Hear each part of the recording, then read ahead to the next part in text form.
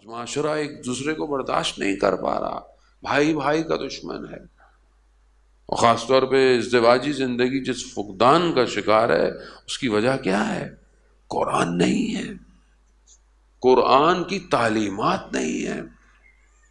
خود میں آپ کو خدا نخواستہ میں اپنے آپ کو کتنی تفاسیر کا مطالعہ کیا میں نے ابھی تک، کتنی آیتوں کو تھوڑا سا کھول لیا میں نے، باطن آیات کیا ہیں میں تو ظاہر بھی نہیں ابھی تک پڑھ پایا۔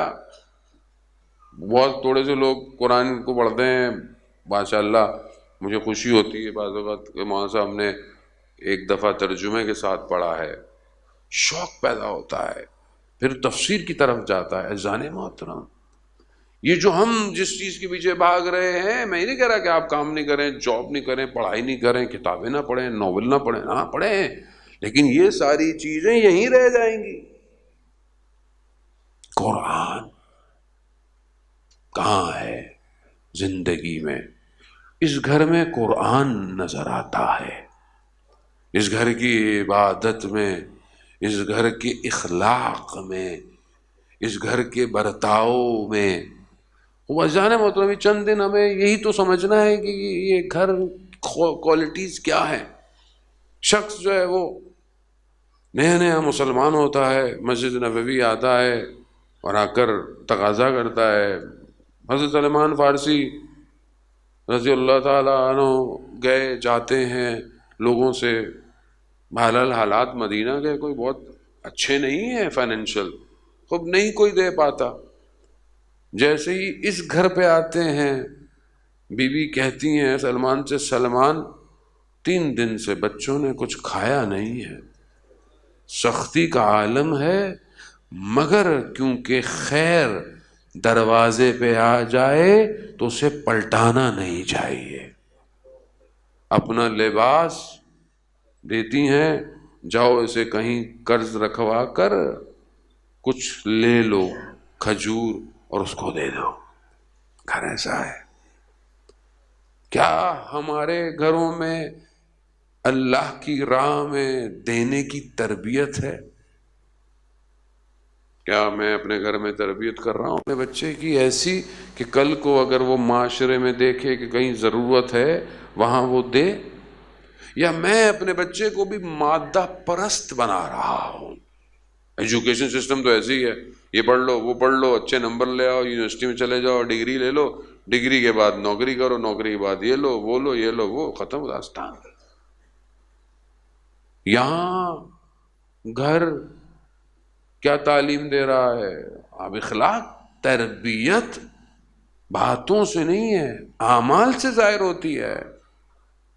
فقیر جب آتا ہے سائل امام حسین علیہ السلام کی خدمت میں،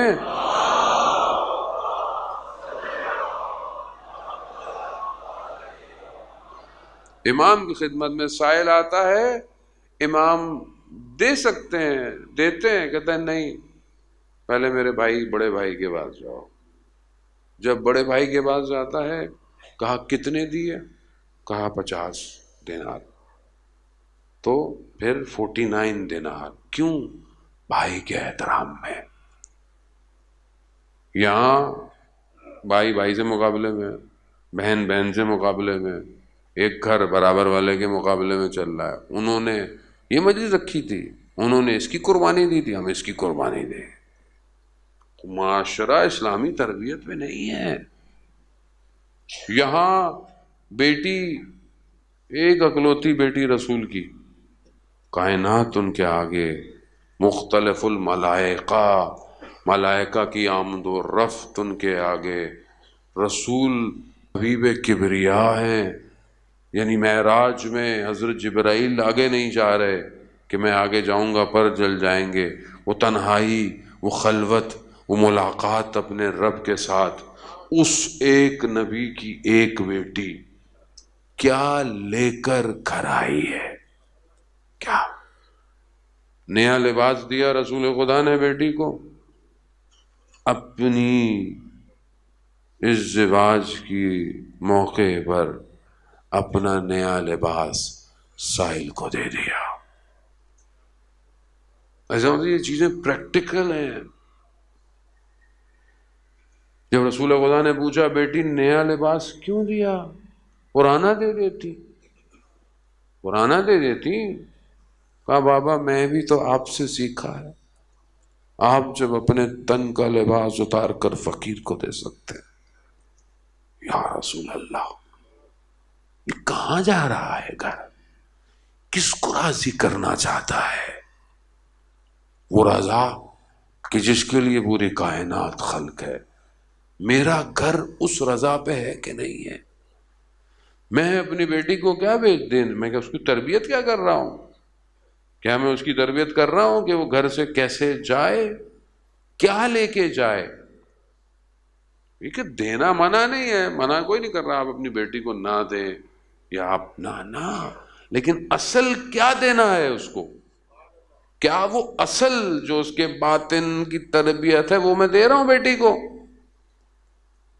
کہ بیٹا مشکلات میں خدا کے دروازے کو مت چھوڑنا، اللہ کی راہ میں اپنی ذات کو گم نہ کر دے، اپنے گھر میں احترام کرنا، صبر اور تحمل کرنا. مگر اس گھر سے زیادہ کسی کے اوپر مصیبتیں پڑی ہیں. حضرت سلمان فارسی کہتے ہیں کہ ایک ہاتھ سے چکی پیس رہی ہیں، ایک ہاتھ میں بچہ ہے. میں نے کہا یا بیوی مجھے دے دیجئے یا مجھے کام کرنے دیجئے. اتنی مشکل، اتنی سختی کے مولا کائنات نے کہا کہ جائیے بابا سے کچھ مانگیے، بابا کے پاس جائیے.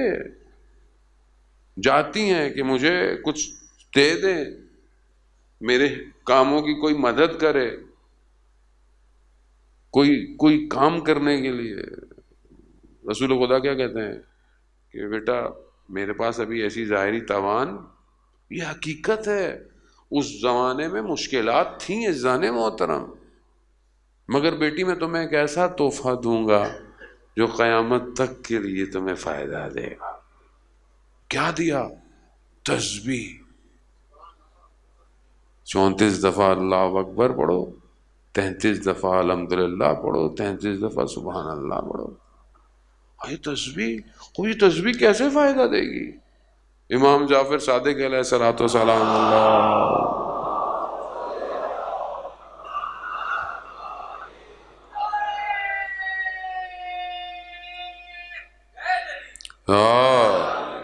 امام فرماتے ہیں کہ جو نماز کے بعد واجب اپنے گھٹنوں کو بلند نہ کرے اور اس تسبیح کو پڑھے، اسے یہ تسبیح 1000 نوافل کے برابر ہے.